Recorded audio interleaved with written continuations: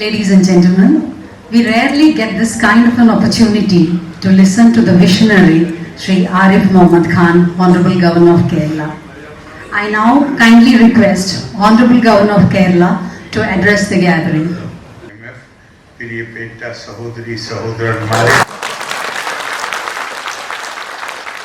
എല്ലാവർക്കും എൻ്റെ വന്ദനം. I must confess in the beginning that I am really ashamed of myself that after 3 years I am not in a position to speak Malayalam very fluently. Therefore, we'll speak few lines in Malayalam and then switch over to English with your permission.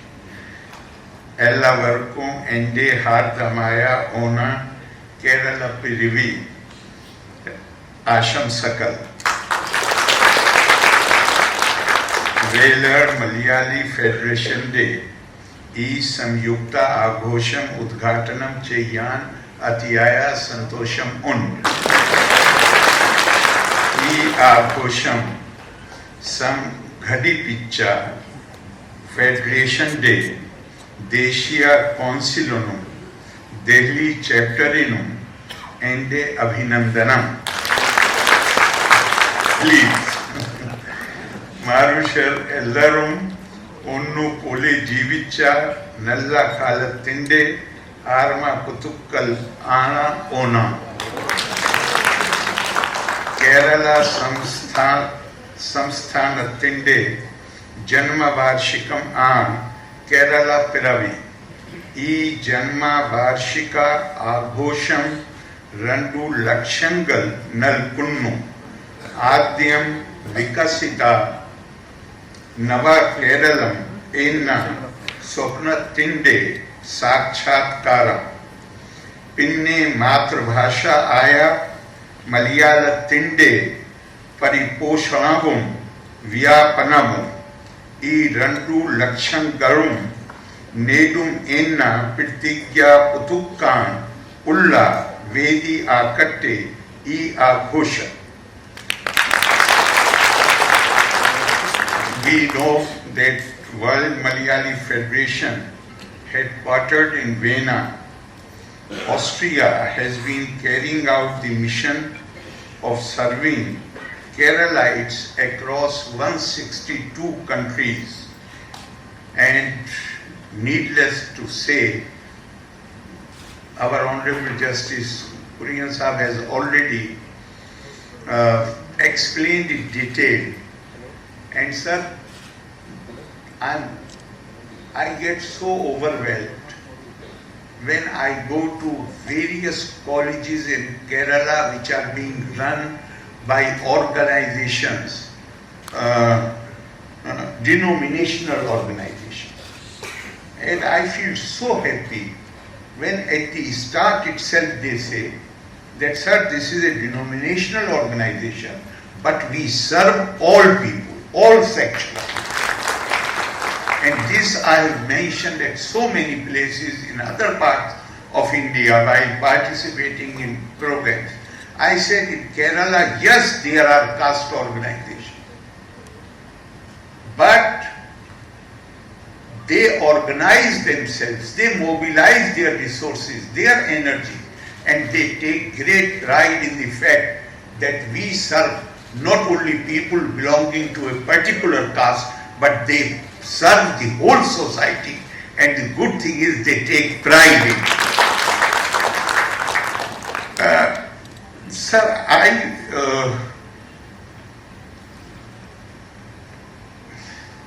have often said, I am not going to say it for the first time, that as far as I am concerned, Kerala was since 1969, the year of Gandhi centenary, Kerala has been a dreamland for me. When I was appointed to take up this responsibility,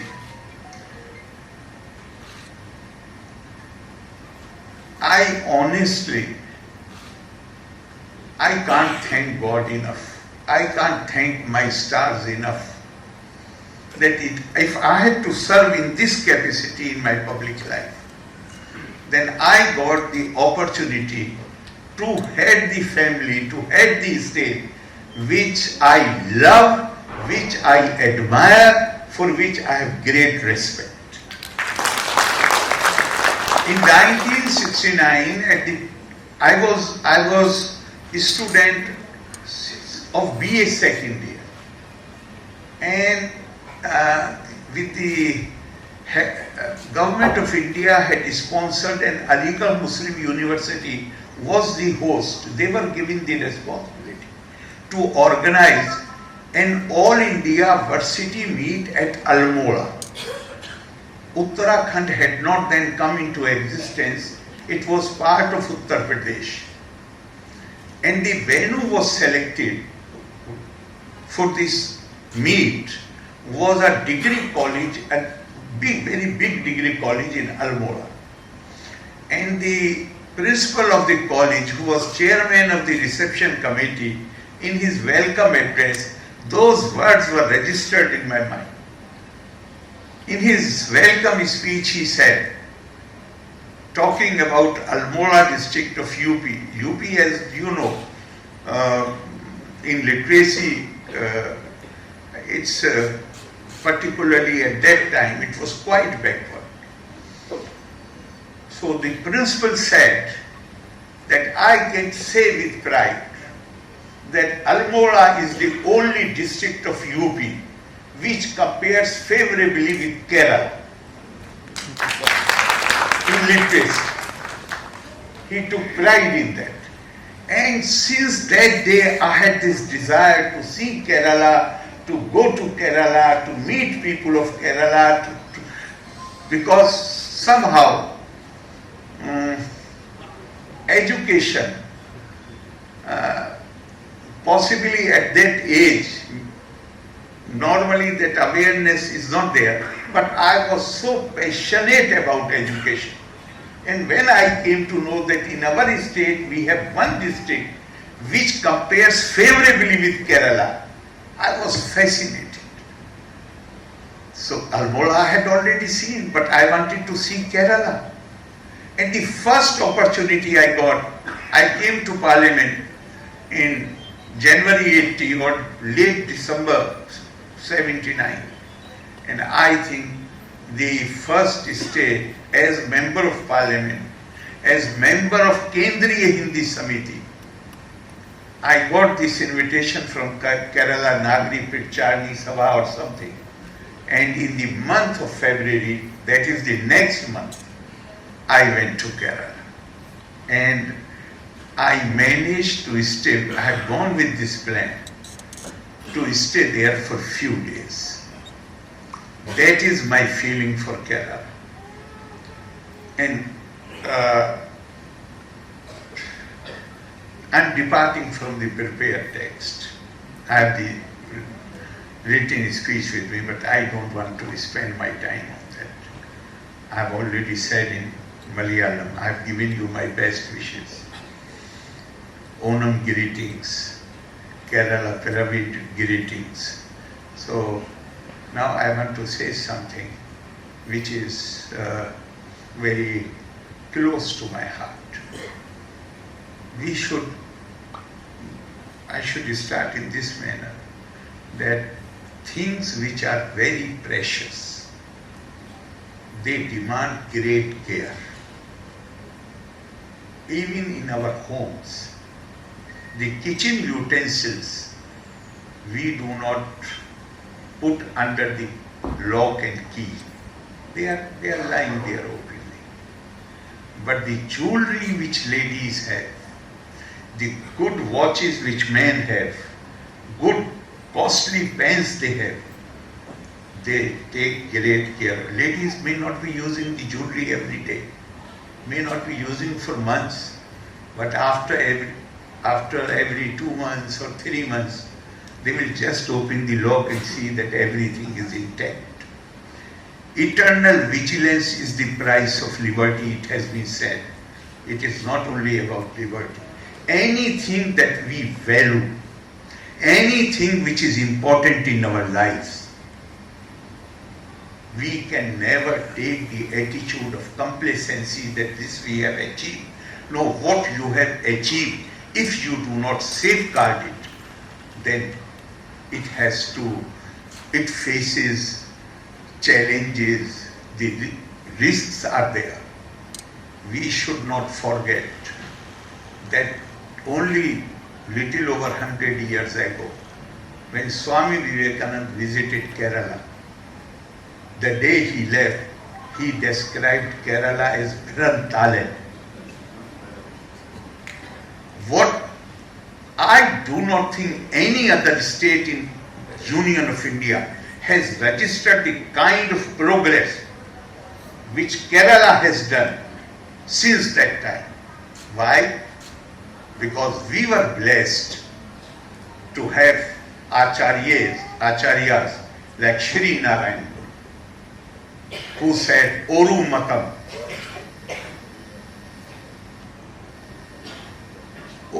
Oru Jati, Oru Matam, Oru Devam Manushya. And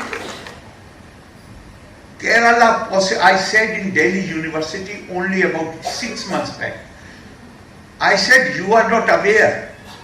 Kerala is the only state where transformation happened without social tension. Social transformation of this magnitude happening without social tension because of that universal vision where a person is viewed not in terms of alienable and variable characteristics which are associated with birth. Rather, a person is viewed in terms of inalienable and invariable characteristic, that is Atma. That is dignity of mankind. We are blessed, Kerala is blessed that we have a saint like Kuriakose Elias Chabra. Kerala is the only place where school is known as Pallikudam. He made it compulsory. If you will build a place of worship, then there must be a room attached to it where you will give education to children. The kind of opposition that he faced when he started giving education to the girls. He was the first, he himself sat in Trivandrum with the carpenters to get the first printing press manufactured. And you can realize how can you spread education without a printing press. So we are blessed that such noble souls were born in Kerala, who changed the face of Kerala, who changed the social system and created an egalitarian society. I am making this honest confession before you. Many people come to visit me from North India, from Delhi, UP, Bihar, other places. They stay there. And when they come there, on the first day itself, I warn them, please deal whenever you talk to any employee of the Raj Bhavan, don't think that he's working in the garden or he's standing at the gate. Please be very respectful to everyone. Everybody is, I feel so happy that we Keralites have this sense of human dignity. And everyone has that sense. And I will go to the extent of saying then when rest of the country, because of we have gone through, India has gone through tumultuous ages. Gurudev Rabindranath Tagore has said, he said, I love India, not because I want to cultivate the idolatry of geography, not because I have had the good fortune to be born in her soil, but I love India because she has successfully saved the living words which issued from the illuminated consciousness of her children. It's a different matter that we have been able to save successfully, but we have been through tumultuous ages. But Kerala fortunately never saw the rule of any invader. And I tell so many times in UP, Bihar, Maharashtra, other places, I say if you want to see unadulterated spiritual mindset, come to Kerala. Unadulterated spiritual mindset, come to Kerala. See anybody. Nobody suspects anybody. Nobody has misgivings about anybody on the basis of his birth or color of his skin or the language one is. Nobody has any. They have this attitude where they see divine in everybody. And why not? Because it was again a son of Kerala who had reminded us and revived our tradition. I am not saying about Kerala tradition, who revived the Indian tradition. Great Shankaracharya.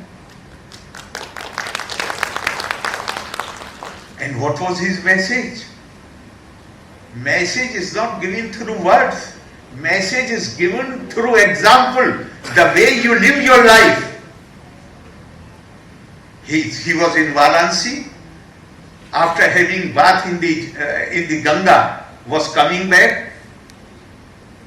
Varanasi, those of you who must have gone there, the lanes are very narrow. He was coming back after having his bath, and he saw a chandal, an outcast, a group of people who performed the last rites. And because they performed the last rites, even those days, many of them were very rich. Still they were considered untouchables. They were called chandals. So he sees this chandal standing at the other end of at some distance. And now he suddenly, instinctively, he was a proponent of Advaitva, but instinctively he said to him, Gachati, Gachati, remove yourself from the place where you are standing so that you do not touch me. Now this Chandal shot back. He said, shall I remove my body or shall I remove my soul? And great Shankaracharya fell on his feet. And he composed a beautiful poem in Sanskrit, Manish Panchakam. And the shlok which I like most is Brahme Vaha Midam Jagat Sakalam Chinmatra Vistaritam Sarvam Chetad Vidyaya Tirgunaya Shesha Maya Kalpitam Itham Yase Dirvara Mati Sukkare Nitya Pare Nirmale Chanda Lostu Dui Jostu Guru Ritesha Manisha Mam. One who has realized that it is the same divine who dwells in everybody. He is my Guru, be he a Chandal or someone belonging to some so-called higher caste. I do not believe, therefore I am using this word, so-called higher. And it is not only Shankaracharya. Gita had earlier given this message. Vidya vine sampanne brahmine Gavi Hastini, Shuni Chair Shwa Pake, Cha Pandita Samdarshina. Whether it is a scholarly, wise, erudite person, or a cow, or an elephant, or a dog eater, one who looks at everybody with abhinain chakshusha, without making any distinction, that is close to me, dear to me.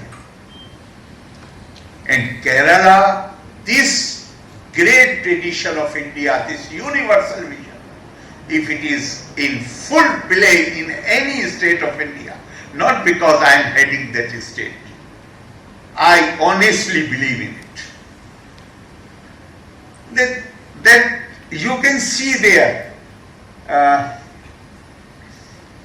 sir, I can't restrain myself from citing one shock during the second surge of COVID, when people were not ready to go near their own relatives.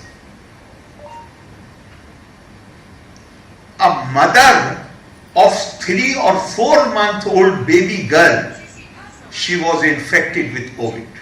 Now the problem was in Kochi, that there was nobody in the family who can take care of that 3 or 4 month old child.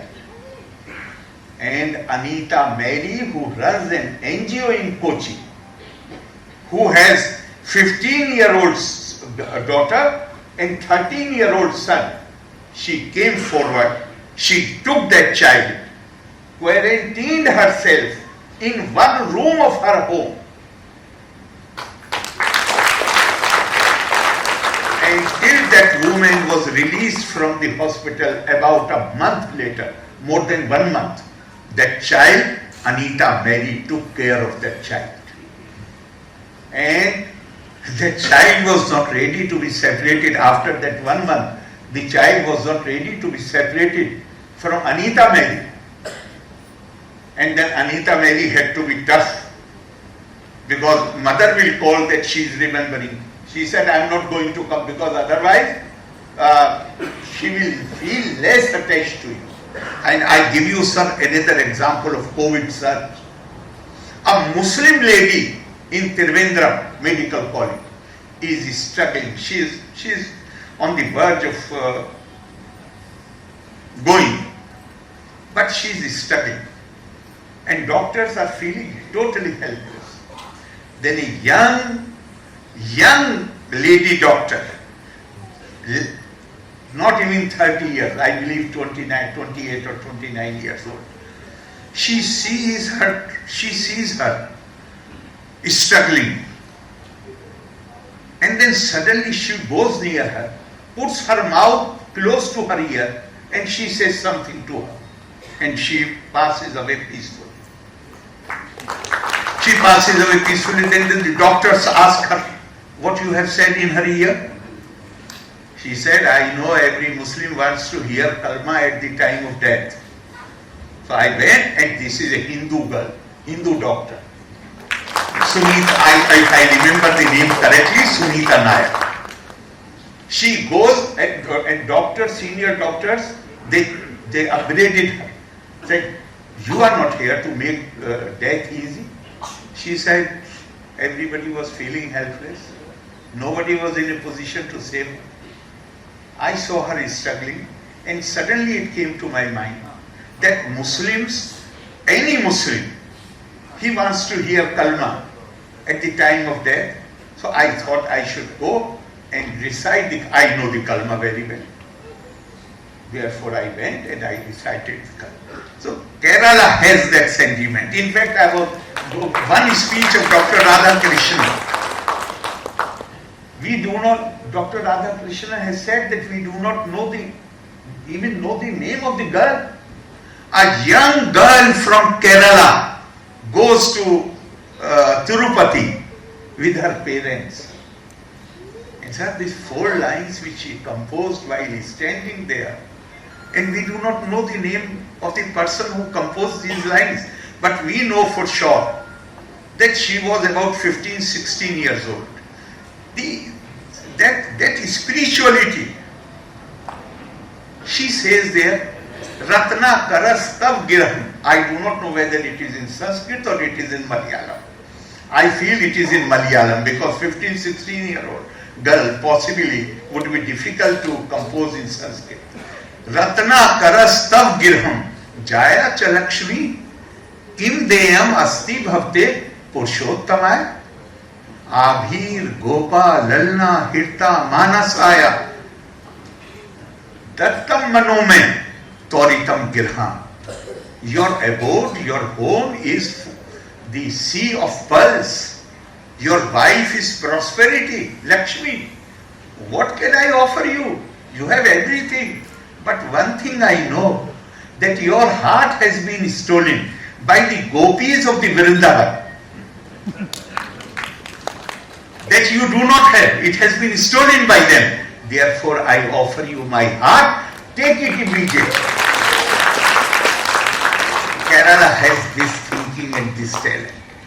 Now, because some thing has been mentioned here, so just 1 or 2 minutes I will address that issue.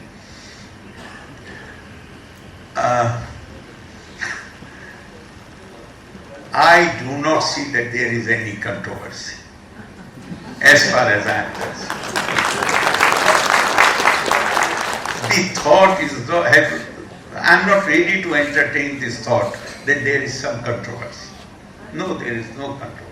Honorable Supreme Court has laid down a law. The judgment of the Honorable, and this is not the first time, I had defended the judgment of the Honorable Supreme Court with equal zeal and vigor at the time of Shahba. Supreme Court, Honorable Supreme Court has laid down a law. Supreme Court has said, appointment of any Vice Chancellor, if one single name is recommended, it is void ab initio. If in the selection committee non-academic is present, it becomes vitiated. And that will not survive. I consider it my duty that in the same case, as Parliament lays down a law, it becomes my duty to defend it and to implement it if it is under my jurisdiction. Likewise, a judgment which has been given by the Supreme Court is law for the land. And these two paradigms, two criterion will have to be applied in our universities. And universities, now look at it. I will put it differently. We have total number of universities 15. 2 vice chancellors have retired recently during last 2-3 weeks. 13 universities are there. 2 have retired after completing their term, so 13 are left. Out of 13, 11 appointments are irregular and illegal and void ab initio when you apply the law as laid down by Supreme Court. So this is not something which has happened recently. This has been happening since quite some time, because Vice Chancellor, most of these Vice Chancellors have completed 4 years or 3 years. Nobody has, Honorable Supreme Court has not found the matter which they consider, matter before their consideration was not qualification of the Vice Chancellor. They have not commented on that. They have said the process which has been used to appoint them is repugnant to the regulations of the UGC. Therefore, one particular Vice Chancellor which was challenged has to go. But they have relied on 2 earlier judgments, one in Gujarat and one in Bengal, which means that not just the judgment does not deal with just one Vice Chancellor. They have laid down a law. So, and I have normally it is seen as if the governor has supervisory, he has to keep an eye that everything happens in accordance with constitution and law. This, I believe, is partially true, because there are two parts of the oath.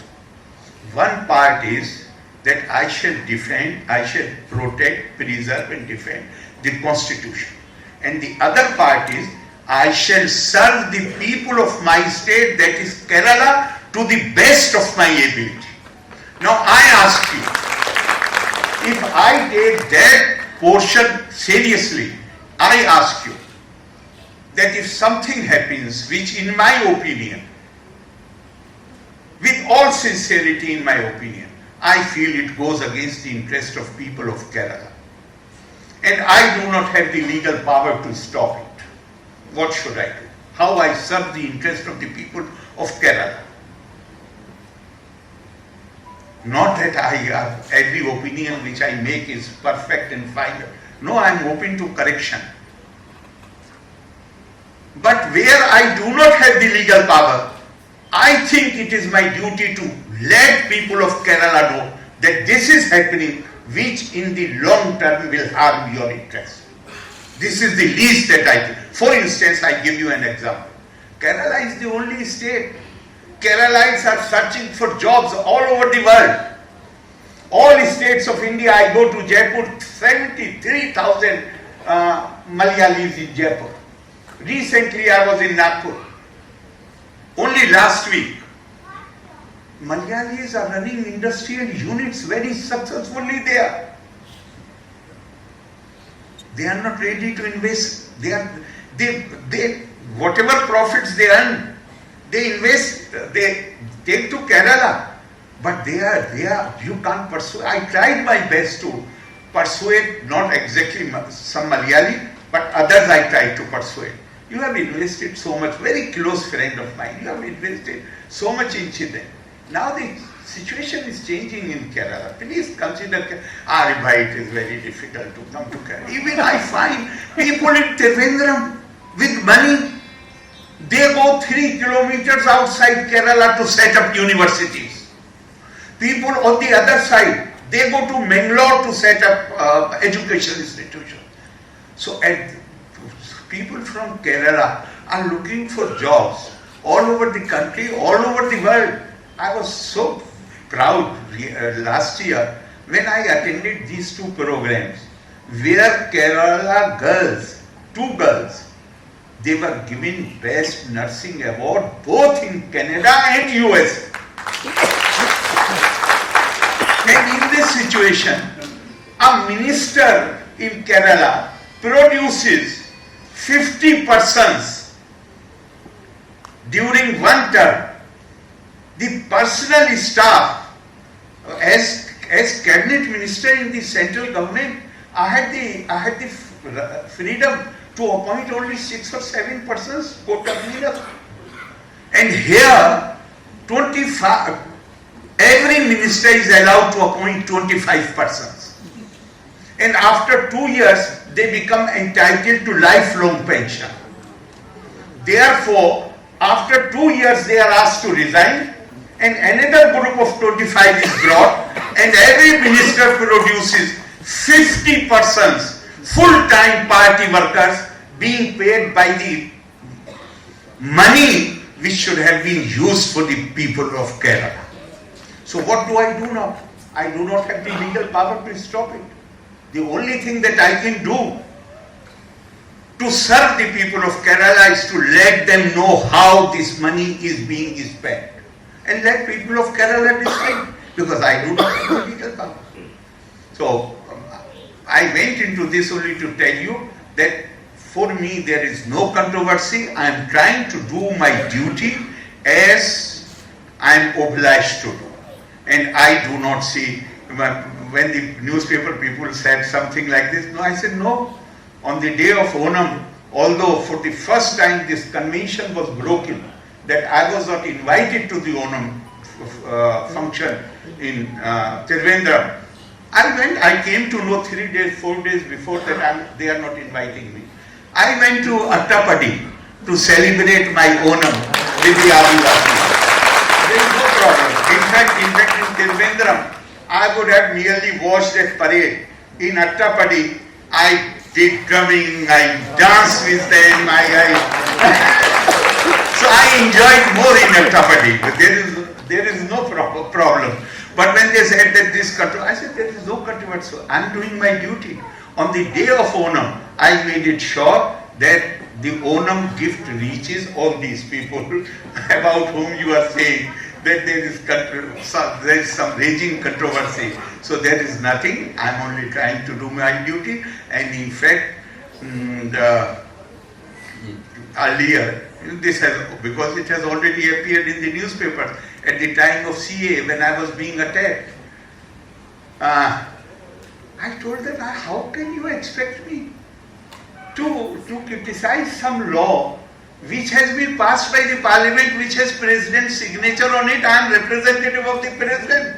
I said, you do your duty, I will do my duty. My duty is to defend the constitution and law of the land. You want to attack it, you are free. We are a free, independent, democratic country. So don't be misled by these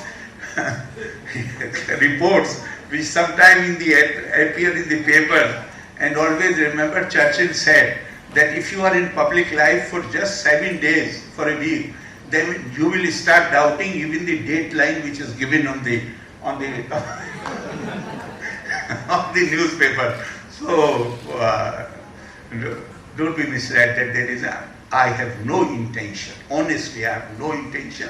I do not have time to engage in petty fights. 15 days I spend, my average is more than 15 days, where I'm this state, that state, speaking universities, speaking there.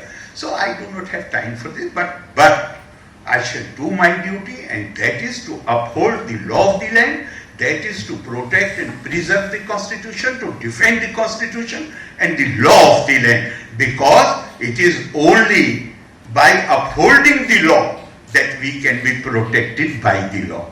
Thank you very much. Loka samasta sukhino bhavantu. Valve Nandi. Jai Hind.